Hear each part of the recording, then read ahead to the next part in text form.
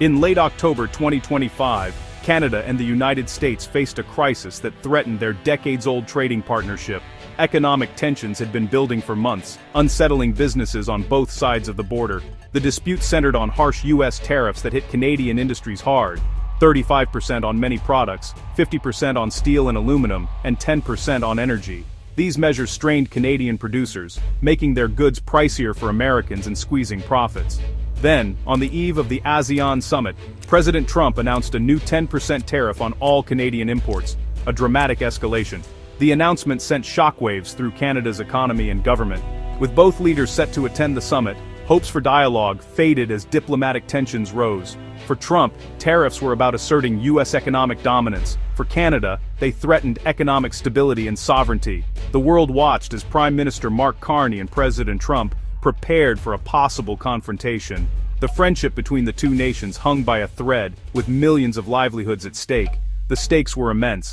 Canada sends over 3/4 of its exports to the U.S., totaling $3.6 billion in trade daily.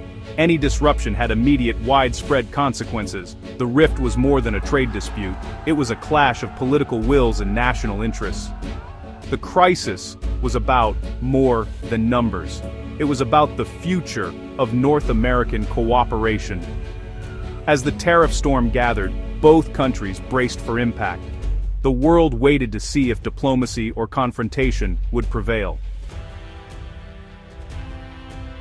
The spark for Trump's latest tariff threat was a TV ad aired during the World Series, funded by Ontario. The ad used Ronald Reagan's words to champion free trade, implicitly criticizing current U.S. protectionism. Trump saw it as a personal attack and denounced it on social media, furious at the use of Reagan's image. He claimed Ontario's premier had agreed to pull the ad, but when it stayed up, Trump felt betrayed and retaliated with new tariff threats. Trump also accused Ontario of trying to influence the U.S. Supreme Court, which was about to hear a case on presidential tariff powers. This added a constitutional twist to the economic dispute, fueling Trump's anger. Trump's public outburst escalated the crisis, making it clear his frustration was with all of Canada. He refused to meet Prime Minister Carney at the ASEAN summit, a major diplomatic snub. The path to de-escalation seemed blocked, and the tariff storm was set to break. A single ad had triggered a full-blown international crisis. Even before the ad, Canadian businesses were alarmed by U.S. tariffs and a growing competitiveness gap.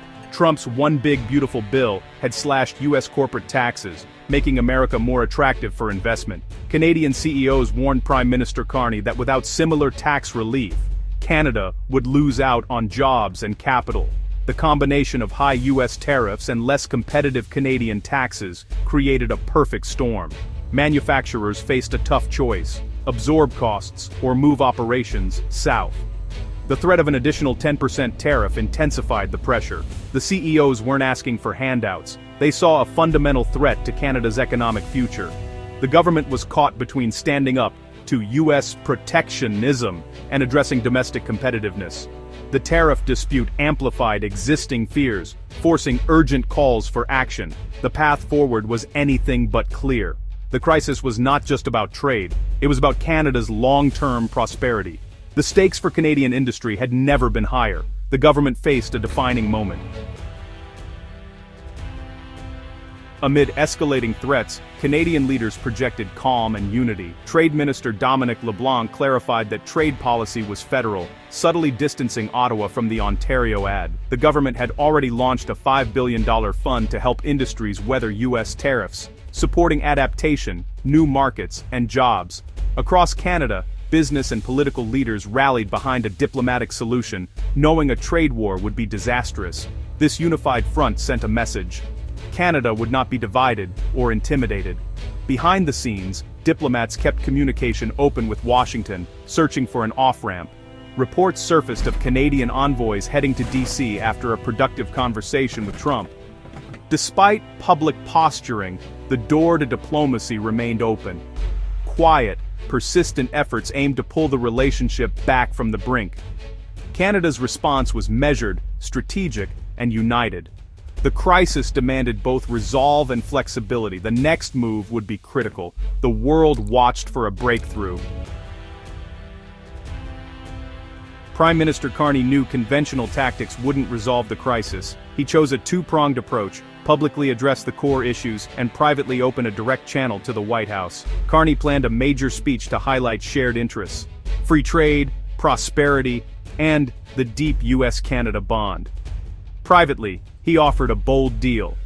Canada would enact pro-growth tax reforms in exchange for a reversal of US tariffs. This was a calculated risk, tying his political credibility to a breakthrough. The proposal gave Trump a win. He could claim his tough stance forced Canada's hand. Carney's strategy offered both leaders a way to declare victory and move forward. The stage was set for a diplomatic masterstroke. The turning point came when Carney took his case directly to the public and to Trump. In a widely broadcast speech, Carney avoided criticism and spoke of a shared future, addressing workers' anxieties on both sides. He pledged sweeping pro-growth tax reforms in the upcoming budget, directly addressing competitiveness concerns. The timing and framing were aimed at Washington, showing Canada was serious about a level playing field. This public pledge unlocked direct talks, changing the negotiation dynamic. Trump saw a leader taking bold action, giving him political cover to reverse tariffs. The offer was too good to refuse. Back-channel talks intensified, and Carney's risk paid off. The narrative shifted from conflict to partnership. Carney's gamble had created a path to de-escalation. The breakthrough was within reach. Both sides now had a way to claim victory.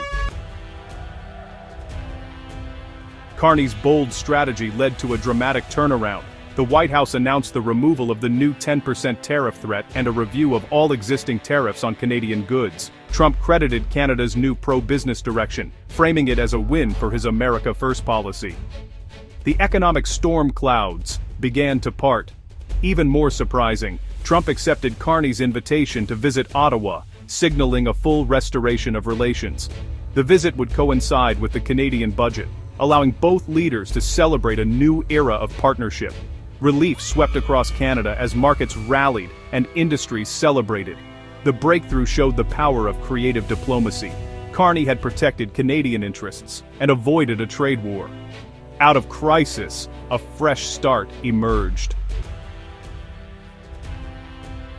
The resolution of the 2025 tariff crisis marks a new chapter in Canada-US relations. It proved that diplomacy, skilled leadership, and creative solutions can overcome even the deepest divides. Carney's bold gambit allowed both nations to step back from the brink while claiming victory.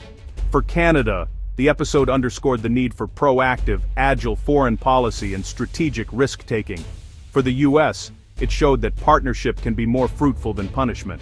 The planned visit to Ottawa symbolized a return to cooperation and mutual respect. The health of both economies is deeply intertwined.